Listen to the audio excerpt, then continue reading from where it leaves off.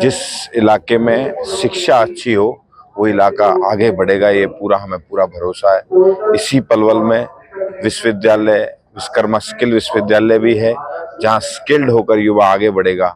और ये कि संस्कृत विश्वविद्यालय बनने जा रहा है, जो संस्कृत के माध्यम से दुनिया में अपनी छटा बिखेरेगा। पलवल का नाम हम पहले भी कहते थे कि देश के अलग पटल पर दिखा जाएगा, उसी का एक संस्कृत विश्वविद्यालय एक जीता जागता उदाहरण है।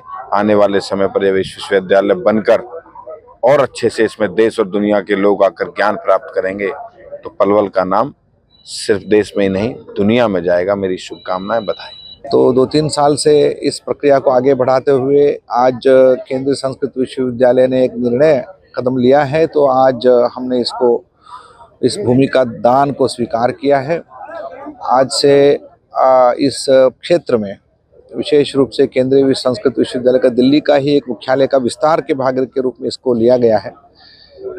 दिल्ली में स्थित हमारा विश्वविद्यालय का केंद्र है, वो जनकपुरी में है। तो इसके विस्तार के रूप में हम यहाँ एकेडमिक विस्तार को हम करेंगे। यहाँ हमारा आदर्श महाविद्यालय भी है। साथ ही हम इस परिसर में आने वाले दिनों में अपेक्षानुसार यहाँ आयुर्वेद का अध्ययन और अन्य शास्त्रों का अध्ययन का एक प्रक्रिया आरंभ करेंगे। तो इसके लिए व्यवस्थित रूप से हम जिस रूप से विद्यापीठ का इस क्षेत्र में भवन आदि बनाना होगा, इस विषय पे भारत सरकार के अनुदान को लेकर हम प्रयास करेंगे। जल्द ही यहाँ भवन निर्माण होगा। तो विस्तार के रूप में यहाँ मुझे विश्वास है कि यहाँ के बच्चों को और अन्य राज्य के भी बाहर से भी बच्चे यहाँ आएंगे। अंतर्राष्ट्रीय स्तर पर यहाँ विश्वविद्यालय का विस्तार होगा।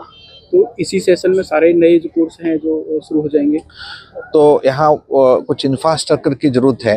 विद्यमान व्यवस्था में हम शुरू नहीं कर सकते हैं, लेकिन जैसे जैसे यहाँ इंफ्रास्ट्रक्चर बढ़ेगा उस समय हम इसको विस्तार कर सकते हैं। देखिए, एक जो भी नया केंद्र का विस्तार होगा उसमें सहज रूप से गांव का कुछ भाग में लाभ होगा ही, जहाँ गांव के लोगों को, गांव की नई पीढ़ी को उसका लाभ होगा ही। लेकिन यहाँ एक वेदिका नहीं है जहाँ मैं इसको बोल सकता हूँ।